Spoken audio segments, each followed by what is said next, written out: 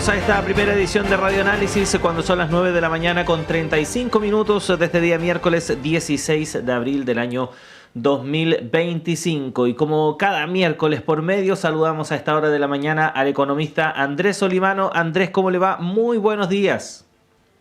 Buenos días, Claudio. Acá bien, todo en orden por ahora.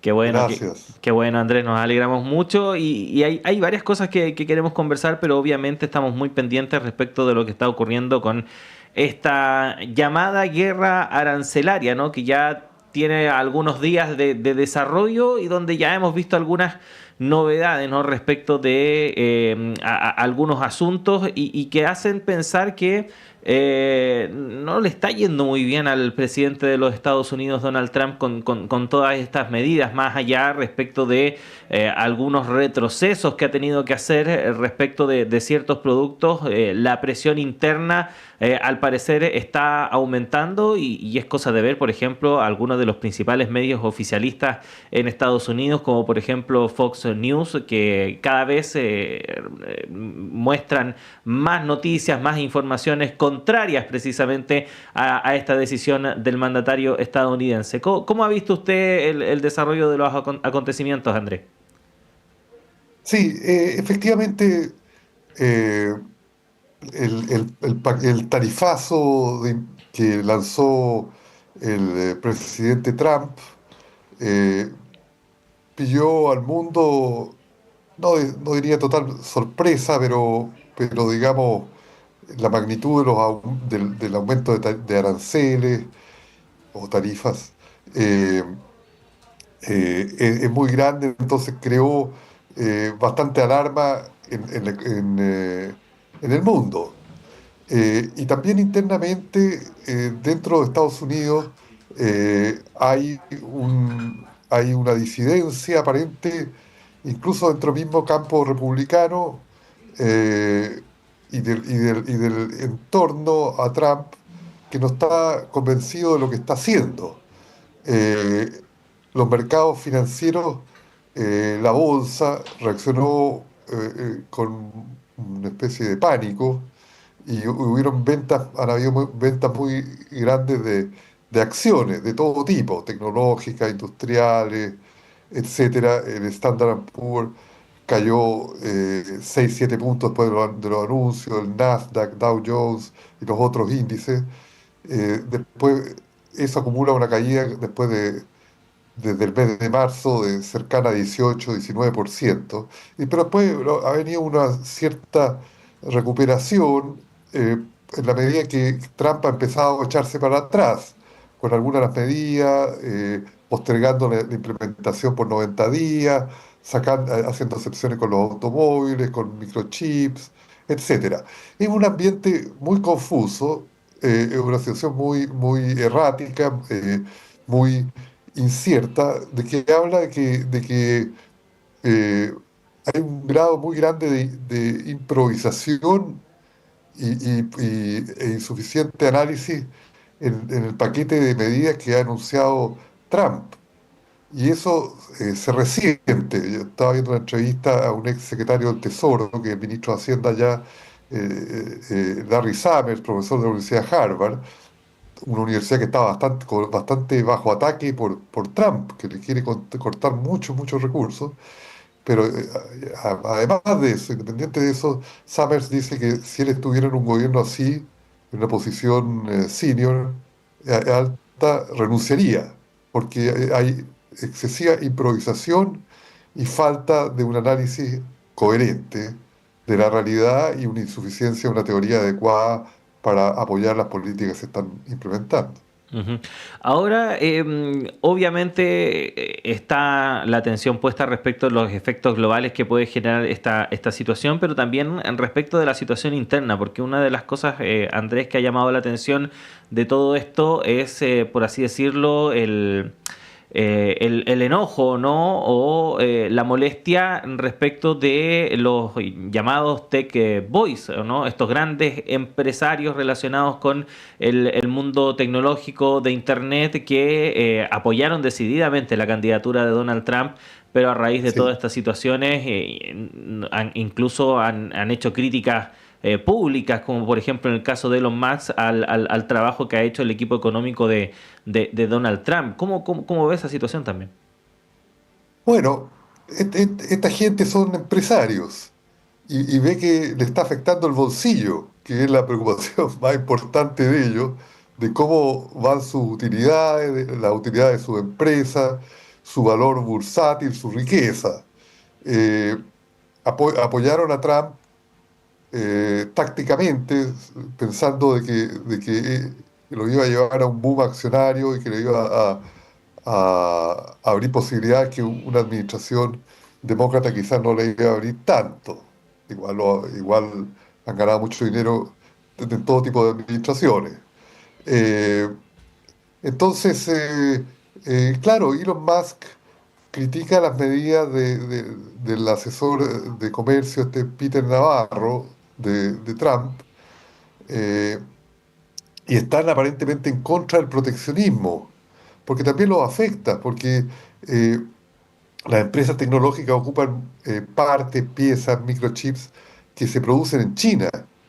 Y, muchas veces ellos lo producen en China y lo reexportan a Estados Unidos. Entonces, si le ponen un arancel, tienen un aumento de costo de producción y lo hace menos competitivos.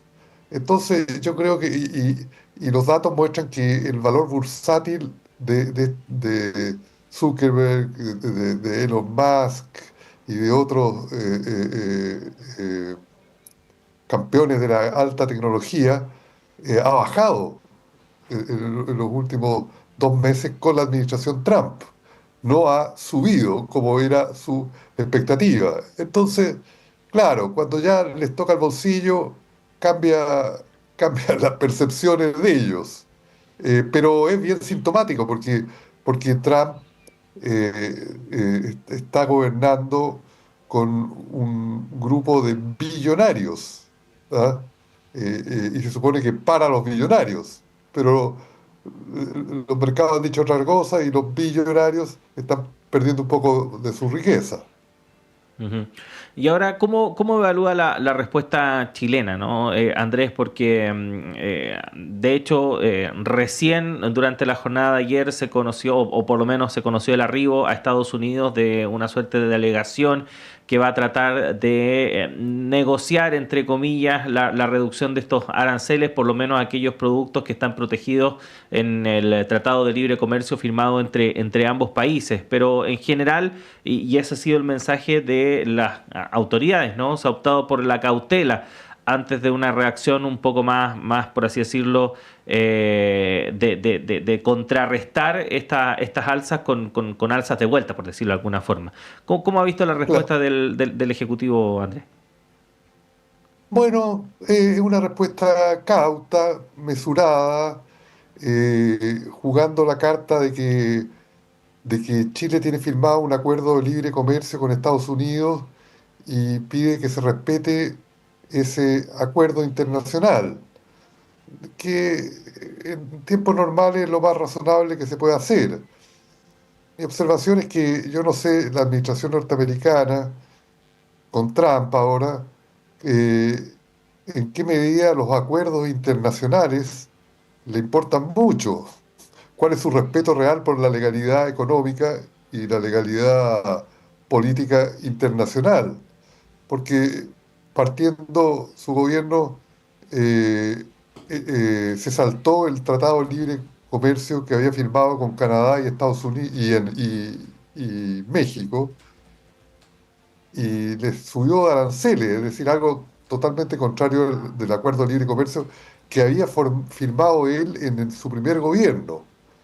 Eh, entonces, a- a- yo diría ya casi desprecio por la legalidad eh, en múltiples áreas, no solo económicas, eh, hace que la carta chilena, que es razonable, que es adecuada, mesurada, haya que estar muy atento de cómo nos va, ¿no es cierto? Eh, pero bueno, ya hay una delegación allá en Estados Unidos y esperemos que le vaya bien. El enfoque ha sido no. no acudir a represalias subiendo aranceles de productos norteamericanos, sino que jugar a la buena y decirle, convencerlos de que, bueno, hay un acuerdo firmado, cumplan el acuerdo, sean buenos muchachos, eh, no somos un país pequeño, tampoco somos una gran amenaza para Estados Unidos, no es China. Veamos cómo le va Ujú. a la delegación. Sí, Andrés, nos quedan unos minutos, pero también queríamos tocar otro tema que tiene que ver con la situación internacional, pero cerquita de acá de Chile, Argentina, que tantas veces hemos hablado Ah, de lo que está ocurriendo en el vecino país, pero en esta ocasión a propósito de este nuevo programa, ¿no? Aprobado por el Fondo Monetario Internacional que da un crédito de 20.000 millones de dólares a Argentina y en algo que llama bastante la atención, porque Javier Milei en su momento, antes de ser presidente, fue bastante crítico, ¿no? Respecto de estos acuerdos o estas negociaciones con el FMI. Pero sin embargo, ahora vemos que finalmente termina por solicitar este crédito. ¿Cómo ve esta situación, Andrés, y de qué manera podría impactar en la interna del vecino país? bueno, si uno se remonta a la historia de los últimos 60 años, Argentina ha firmado 23 acuerdos con el Fondo Monetario Internacional y casi todos se han descarrilado. Partió el primer acuerdo en la época del presidente Frondizi en el año 58 con 75.000 dólares de esa época. Ahora son todos de miles de millones de dólares. El FMI le dio un crédito en agosto del 76 a la dictadura militar de Videla por 260.000 dólares. Eh, Dio un crédito ya bastante grande para evitar el colapso de la convertibilidad del año 2000 por 16.000 millones de dólares en marzo del 2000, después otro en enero del 2001 por 6.000 millones adicionales. Después le dio un crédito a Macri de alrededor de 40.000 millones de dólares. Hay un poco más si se agrega otra cifra, pero la cifra oficial del fondo es esa. Y ahora, después le dio uno de 31.900 al gobierno de Fernández. Y ahora le da uno de 20.000 millones a Milei. Bueno, agrega deuda sobre deuda, porque todos estos créditos, Argentina ha acumulado más de 100.000 millones de dólares en deuda con el FMI, una parte ha sido pagada. Entonces, esto no es tan nuevo. Y muchos programas que van orientados a fortalecer las reservas internacionales, a fortalecer el dólar, a evitar crisis de balance de pago, funcionan por una época y después se hacen agua. No sé cómo le va a ir a Milei. Es un programa grande porque 20.000 millones de dólares son como 5 veces la cuota argentina en el FMI. Es decir, Argentina recibe un trato privilegiado del Fondo Monetario. Están contentos con Milei aparentemente porque ha bajado la inflación.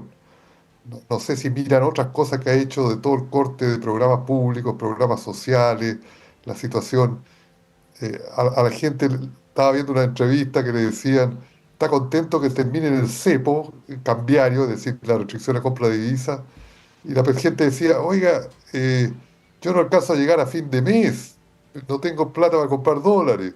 O otros dicen, saquen el cepo a la carne, a los alimentos. Bueno, se ve que la población está pasándola mal, una parte importante de la población. Vamos a ver, porque tiene que, el primer desembolso de 12.000 millones de dólares, es mucho dinero, después 3.000 millones que se aplicarían este año, para defender una banda cambiaria que ahora iría entre 1.000 y 1.400 pesos argentinos. Entonces, los fondos van para reserva del Banco Central y otra parte para pagar lo que debe al FMI. Es decir, un bolsillo del FMI aprueba un préstamo y otro bolsillo recibe la misma plata, porque es para pagar. Lo que queda más neto es la reserva del Banco Central, que vamos a ver si no hay lo que es tradicional en Argentina, las corridas contra el peso y el refugio en el dólar. Ese es un tema. Y el otro tema es que tiene que volver a crecer. Claro, este año hay un rebote, porque el año pasado hubo contracción económica, 3,5% de caída, y este año hay probablemente un rebote, pero vamos a ver si hay un crecimiento sólido basado en la inversión, porque Milei, en su celo antiestatista, recuerde, Claudio, que él es un anarcocapitalista, no cree en el Estado. Hay una tradición anarquista que tampoco cree en el Estado de izquierda, pero este señor no cree en el Estado porque cree que todo lo debe ser el sector privado y en su agenda estaba cerrar el Banco Central y dolarizar, que no ha podido hacerlo. De hecho, el Banco Central, el FMI nunca le va a autorizar cerrarlo, porque el Banco Central es la contraparte para el préstamo. Entonces, si el Fondo Monetario firma un acuerdo, el directorio, y hubiera leído el programa del gobierno que está firmando el acuerdo que dice que va a cerrar el Banco Central, se diría, pero ¿cómo van a cerrar la contrapartida que yo estoy firmando el préstamo, el contrato? Es todo bien loco y medio inconsistente. Entonces, bueno, va a depender si, entonces en este celo antiestatista ha cortado mucha inversión pública y en periodo recesivo la que primero hay que echarla a andar para que vuelva a la economía es la inversión pública y con eso la inversión privada la sigue, sobre todo la inversión pública en infraestructuras, pero Milei las ha cortado y los privados se dedican al negocio que siempre se han dedicado en Argentina, que es la especulación, digamos, comprar dólares esperando de que se devalúe o comprar instrumentos en pesos con que pagan un alto interés, pero no están poniendo nuevas fábricas, nuevas empresas, etcétera. Entonces, yo le veo ahí el talón de Aquiles de este programa. Tiene suerte Milei porque el fondo lo trata con guante blanco. El gobierno americano de Trump lo apoya, igual que apoyó el primer gobierno, el primero gobierno de Trump a Macri, con préstamos. Pero ya está probado históricamente que la solución del problema económico de Argentina eh, no siempre van asociados con programas con el FMI, al contrario, muchos han terminado bastante mal. El Ujú. problema es que Argentina no son inocuos porque le dejan una deuda externa abultada y gran parte de los problemas de la economía argentina es su nivel de deuda. Ujú. Siempre ha estado endeudado. Entonces yo soy escéptico, no necesariamente que en los detalles no vaya a funcionar, puede que funcione, pero como una estrategia para sacar adelante la economía argentina, yo creo que hay que mirar los 60 años de programas con el FMI y hay que ver que también a Milei le toca una economía internacional difícil, como a otros países, y una situación política no consolidada, porque ya la semana pasada tuvo una huelga general, tiene protestas, como es un estilo de gobierno muy agresivo y muy antisocial, cortando programas, apretando los salarios de la gente, cortando pensiones, subsidios de todo tipo. Bueno, no se gana tanto la amistad de una parte de la población popular y sectores medios. Hay otros sectores que ven con más simpatía la administración del presidente Milei, pero se pasó del anarcocapitalismo a la austeridad neoliberal Milei. Ujú. El anarcocapitalismo se archivó, no dolarizó, ni cerró el Banco Central. Promesa de su campaña, no digo que es lo que haya que hacer, yo creo que es una locura cerrar un Banco Central. Eh, eh, eh, pero bueno, ese es el surrealismo mágico en el área económica de que nos hablaba García Márquez, que hablaba del surrealismo mágico, estamos viviéndolo en la realidad. Sí.